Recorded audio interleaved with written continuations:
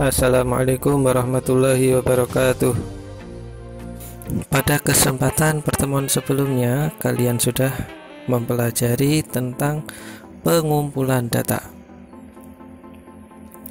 Sebelumnya kalian sudah belajar mengurutkan data dari yang terkecil yang terbesar. Kalian juga belajar mencari nilai terendah dan tertinggi, mencari tahu banyaknya siswa yang mendapatkan suatu nilai. Nah, selanjutnya tiba saatnya kita belajar tentang penyajian data. Apakah yang dimaksud penyajian data? Nanti kita akan membahasnya 3 hal, yaitu pengertian, yang kedua jenis, dan yang ketiga contoh.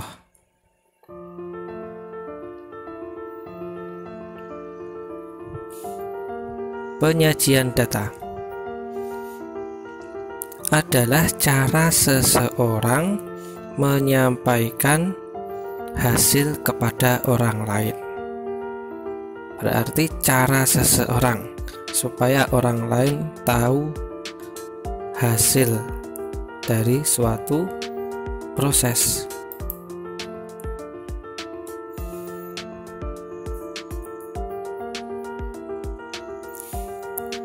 Contoh, data lomba 17 Agustus. Lomba makan kerupuk diikuti 12 anak. Lomba balap karung diikuti 8 anak. Lomba panjat pinang diikuti 21 anak. Dan lomba menyanyi diikuti 17 anak. Nah, kalian lihat dari keterangan itu, 4 kalimat itu adalah data. Ini data yang ini. Lalu bagaimana cara menyajikan data tersebut ya? Krik krik krik krik. Ada yang tahu? Nah, di sebelah kanan ada tabel. Nah, ini penyajian data bentuk tabel itu seperti ini. Dan yang di bawahnya penyajian data dalam bentuk diagram. Tabel itu berarti ada kolom-kolom.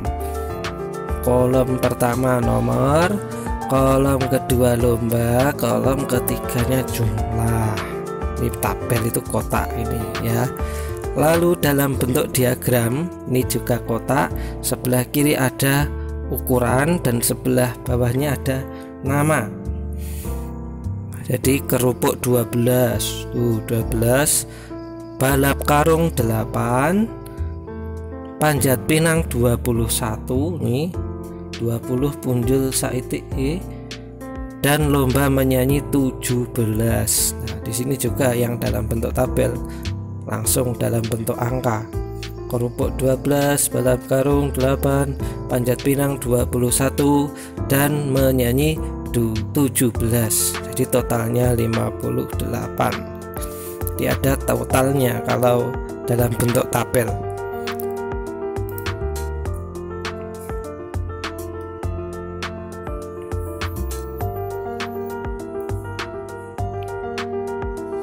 Nah, selanjutnya bab selanjutnya adalah jenis penyajian data.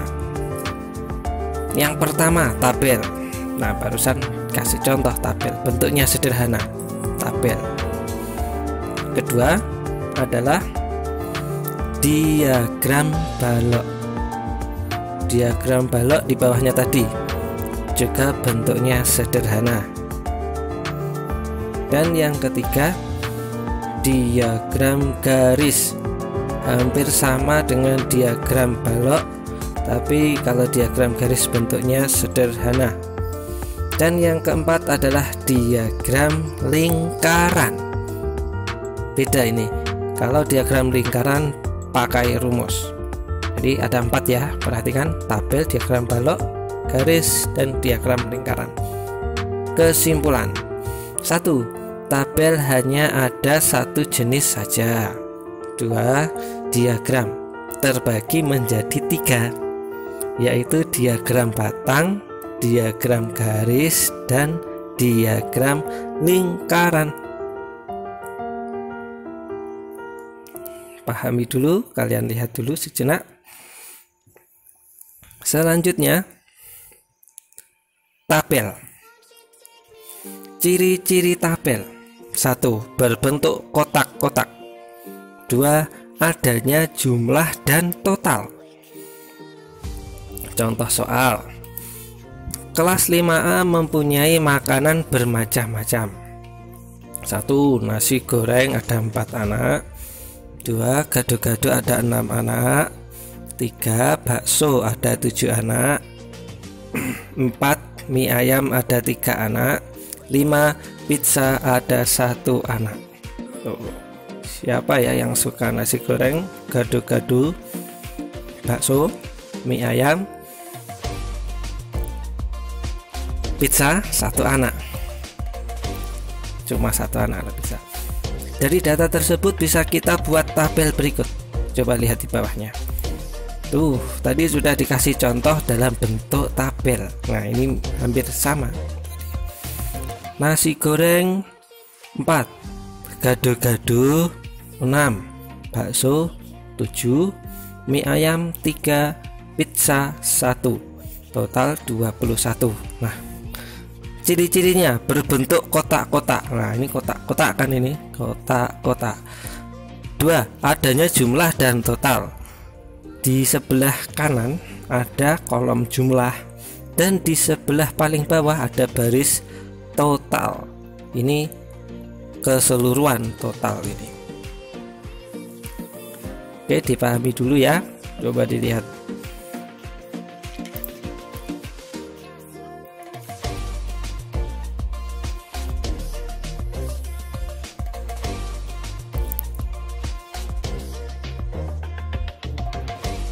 Selanjutnya adalah diagram balok. Ciri-cirinya: 1.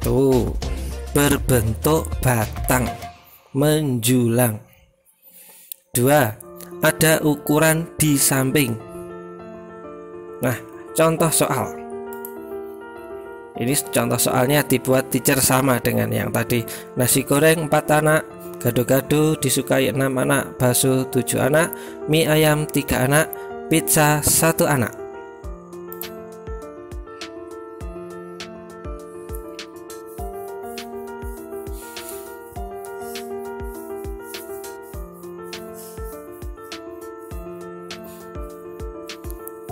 Lalu bentuk diagram balok dari data tersebut gimana ya kalau diagram balok?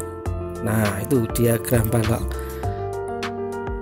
Nah, diagram baloknya berbeda dengan bentuk tabel. Nah, ini seperti ini. Kalian amati. Ciri-cirinya: 1. Berbentuk batang menjulang. Kenapa batang menjulang? Karena menjulang dari bawah ke atas. Yang kedua, ada ukuran di samping.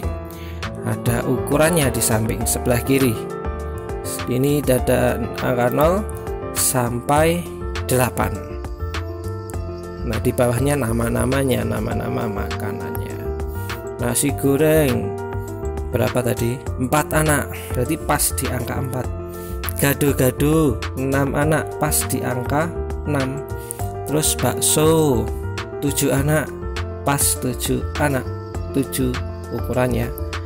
Mie ayam 3, pas di garis 3 menuju angka 3. Pizza 1 anak. Ya, pizza ini kesukaannya Akhtar paling ya, Akhtar. Coba kalian lihat dulu sejenak dan dipahami.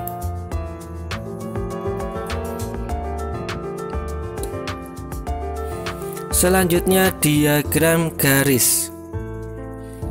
Ciri-cirinya sama dengan diagram batang, namun bentuknya berupa garis. Contoh soal. Soalnya teacher buat sama. Nasi goreng 4 anak, gado-gado 6, bakso 7 anak, mie ayam 3 anak, pizza ada 1 anak.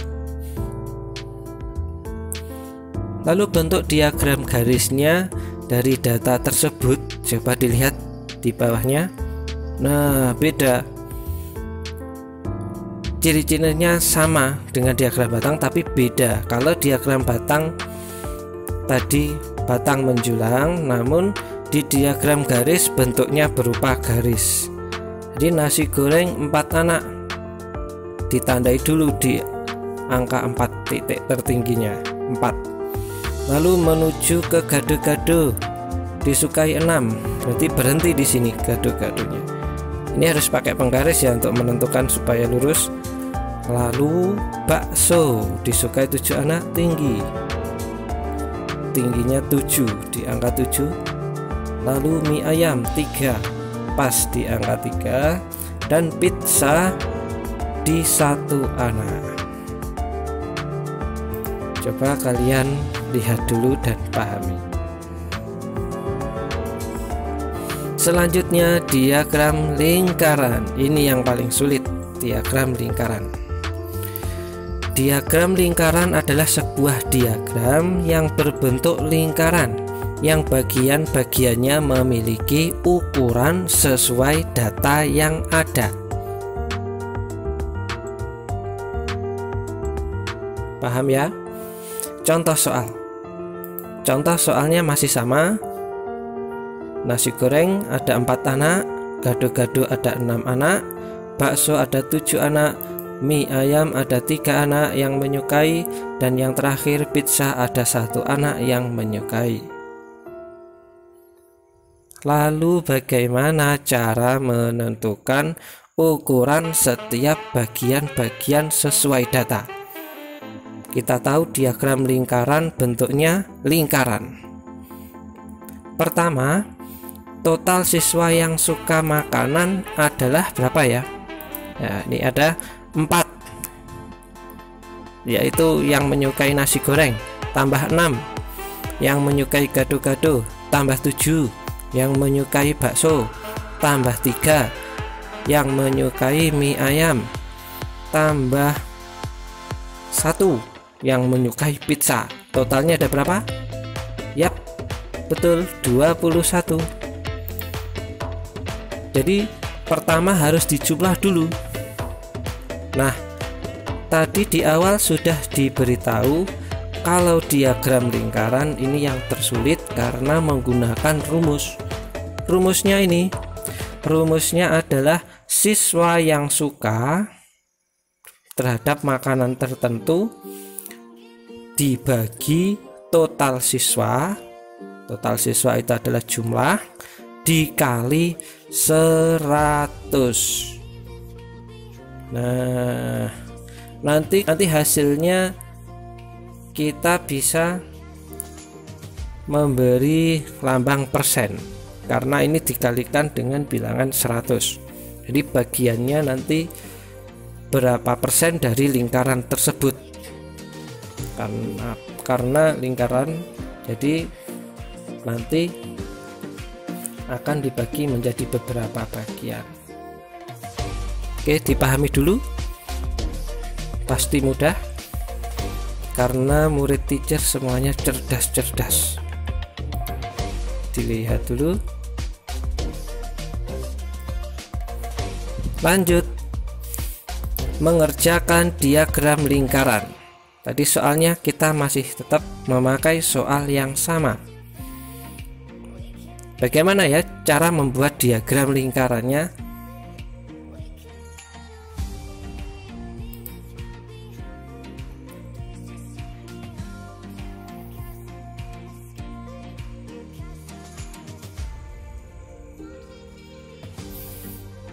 Total siswa yang suka makanan adalah 21. Tadi 4 dibagi 6 bagi 7, 4 tambah 6 tambah 7 tambah 3 tambah 1 sama dengan 21. Ini angka dari mana? Dari yang menyukai makanan tadi.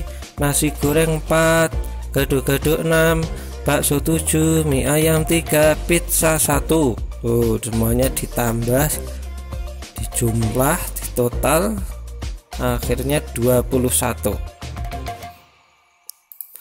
Kalau sudah tahu total siswa yang suka, kita masukkan dalam rumus. Rumusnya apa tadi? Rumusnya siswa yang suka dibagi total siswa dikali 100.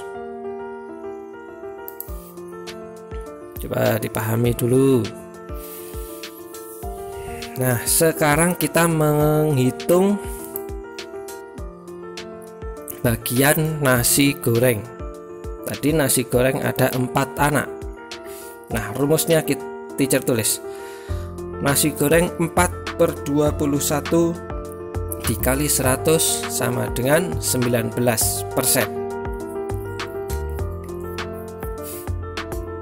Kenapa 4? Karena yang menyukai nasi goreng ada 4. Ini 4, ini 4. Kenapa angka 21? Karena total siswa ada 21. Terus kenapa 100?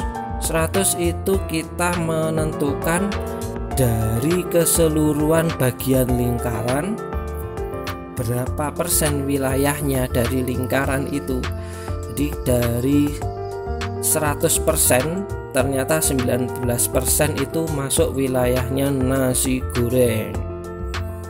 Lanjut, setelah nasi goreng ada gado-gado. Gado-gado bagaimana rumusnya? 6/21 dikali 100 sama dengan 28,6%. Paham ya? Oke. Setelah gado-gado ada bakso. Bakso ada 7 anak. Rumusnya 7/21 kali 100 sama dengan 33,3%.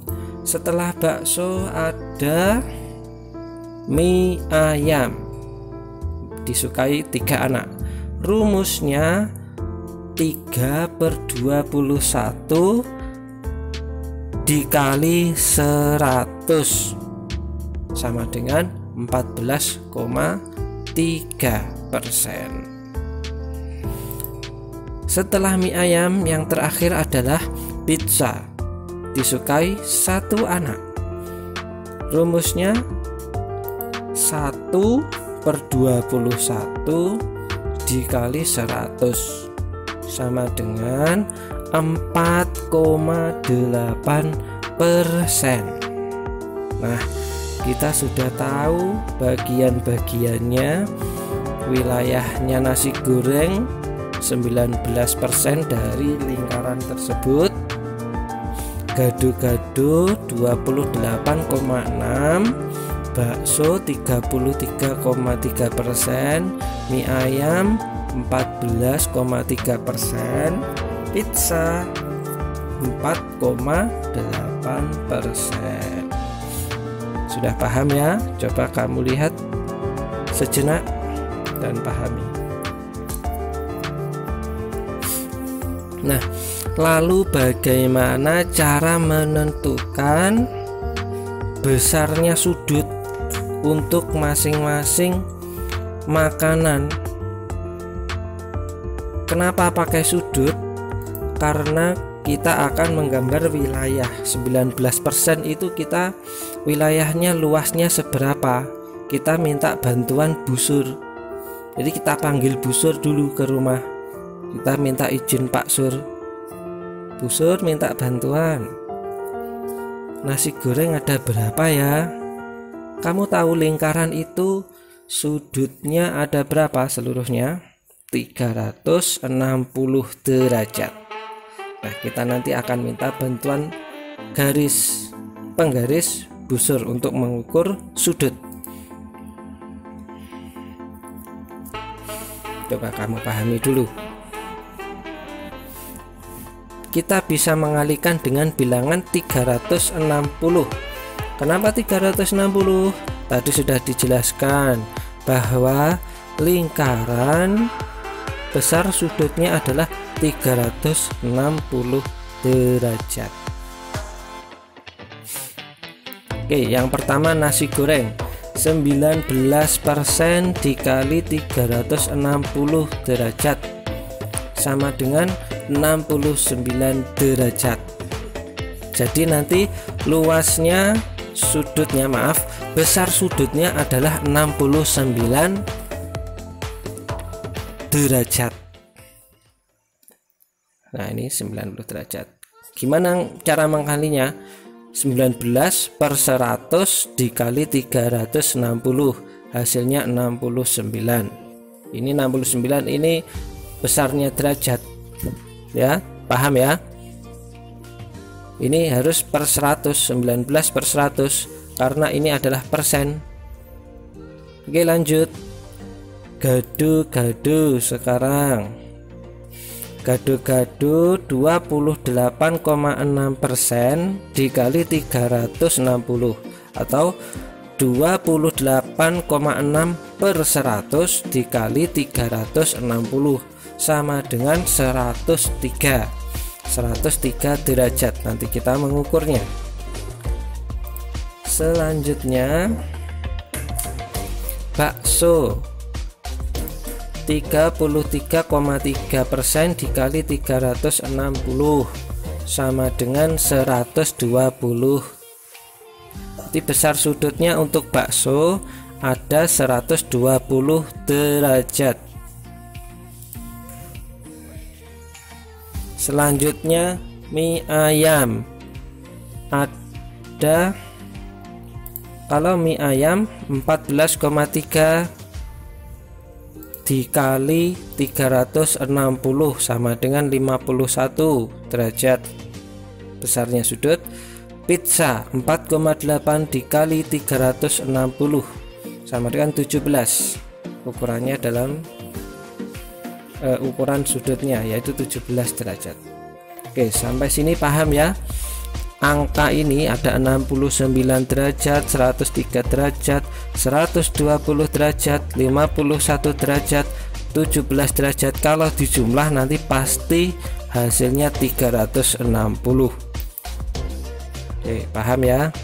Berarti kita tinggal menggambar lingkaran, lalu menggambar masing-masing wilayah. Nasi goreng besar sudutnya 69 derajat, gado-gado 103 derajat, bakso 120 derajat, mie ayam 51 derajat, pizza ada 17 derajat. Gambarnya gimana? Gambarnya gimana ya? Kalian harus bisa menggambar menggunakan bantuan jangka, gambar lingkaran. Nah, dengan hasil yang baru saja kita peroleh, kita bisa menggunakan busur untuk menentukan besarnya sudut untuk masing-masing makanan kesukaan. Tadi sudah ya, ini sudah dipahami ya. Nasi goreng 69, gado-gado 103, bakso 120, mie ayam 51, pizza 17. Nah, apa itu tadi? Besarnya sudut. Coba pahami dulu.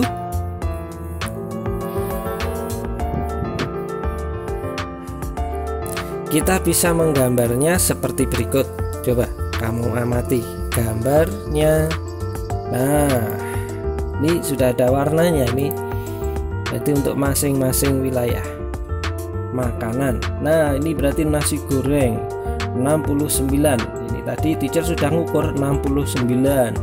Gado-gado 103 derajat, bakso 120 derajat, dan mie ayam 51 derajat.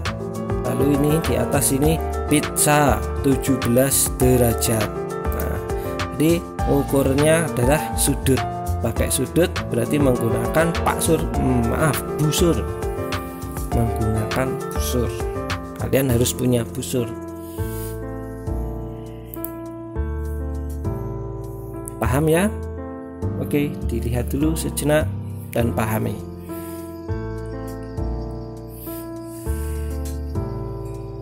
Oke, good. Nah, pembelajaran tentang penyajian data, pengumpulan dan penyajian data maksudnya sudah selesai. Jika masih ada yang merasa bingung, silakan tanyakan ke gurumu ya. Boleh via WA, boleh telepon. Jangan lupa jaga kesehatan diri dan keluarga, dan jangan lupa bahagia. Tetap semangat. Oke. Wassalamualaikum warahmatullahi wabarakatuh.